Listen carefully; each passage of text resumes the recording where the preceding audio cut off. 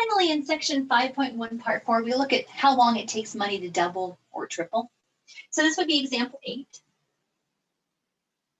How long does it take $2,500 to double at an interest rate of 4.5% per year, compounded quarterly? So we want to double our money, and it's $2,500. Well, wait a minute. If we start off with $2,500, to double it, we need to double that. So then if we start with 2,500, double would be 5,000. We're doing this at 4.5%, so R is 0.045, and it's compounded quarterly.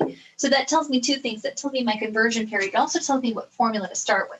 Because this is compounded quarterly, we'll go use our compound interest formula. We're going to set $5,000, that's our doubled, is equal to 2,500. 1 plus 0.045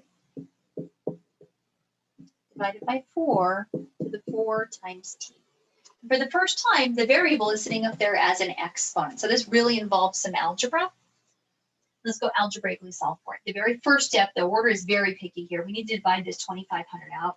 So if we divide both sides by 2,500,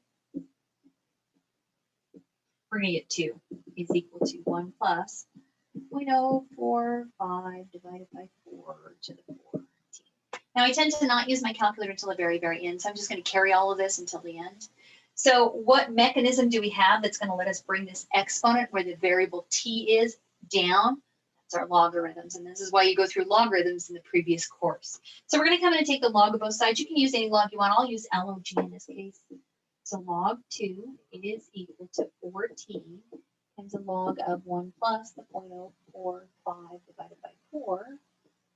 Notice that I brought the exponent out in front. And that's what a logarithm lets us do. It's a power property in your logarithms. Well, now we're solving for t. So this point becomes a simple division. We're going to divide everything out at once, keeping the t by itself. So we'll divide both sides by the 4 and this log at the same time. So we're going to have t is equal to log 2 all over 4 times the log of 1 plus 0.045 divided by 4. Again, when you go to your calculator, make sure you put the denominator in its own set of parentheses, otherwise you will get a wrong answer. And I don't have that one calculated, so I'm going to go ahead and run it through. So log 2, make sure you close parentheses because it likes to put parentheses around all those logarithms. 4 log 1 plus 0.045 divided by 4, close, close, and I end up with 15.489.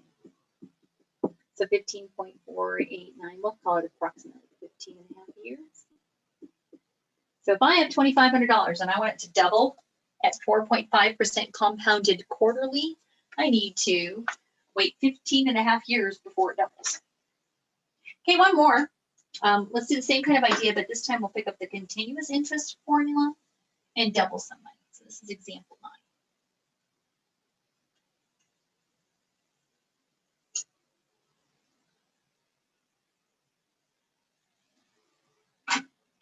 So example 9, how long does it take to triple your investment of $1,000 at 6% compounded continuously? So this time we're going to triple. Well, we're starting off with $1,000, so if I'm going to triple it, it's going to be $3,000.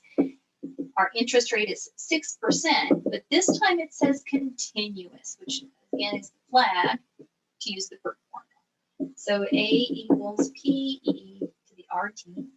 A is the $3,000, P is the $1,000, E to the 0.06t. Same issue as before, you're solving for the exponent t. You do need to divide the coefficient on the E out first. So we're going to divide both sides by 1,000. That'll give me 3 equals E to 0.06t. Now we're going to go ahead and take a log of both sides, but this time because I have an E, I'm going to use the natural logarithm. If you remember right, log base E of E is the same thing as the natural log of E, which in this case is going to be a 1. So it works for us in order to use ln in this case. We're going to do natural log of 3 equals 0.06t natural log of E. Again, I'm using the power property for a logarithm and bringing the exponent out in front. Natural log of E is 1. So at this point, we just have the natural log of 3 is equal to 0.06t. And then all we have to do is divide out the 0.06. So t is whatever the natural log of 3 divided by 0.06 is. Much easier to run on the calculator. And you end up with t equal to 18.3 years. So if I want to triple my money at 6% interest compounded continuously, I'm going to have to wait 18 years for it to triple. Just a comment about the initial amounts. Would it have mattered whether I invested $1,000, $10,000, $1? Well, if I invest $1 and I want it to go to $3, down here, all that's going to change is that initial setup would be 3 is equal to 1. Well, when you divide that 1 out, you're going to get 3 down here. It doesn't matter how much money I'm investing. You can pick any dollar amount you want. You'll see the same kind of thing working on. So you can use 10, you can use 20, you can use 1. Because you're tripling it, it's going to divide itself out and always give you a 3 in this spot. If you were doubling it, you'd end up with a 2 in that spot.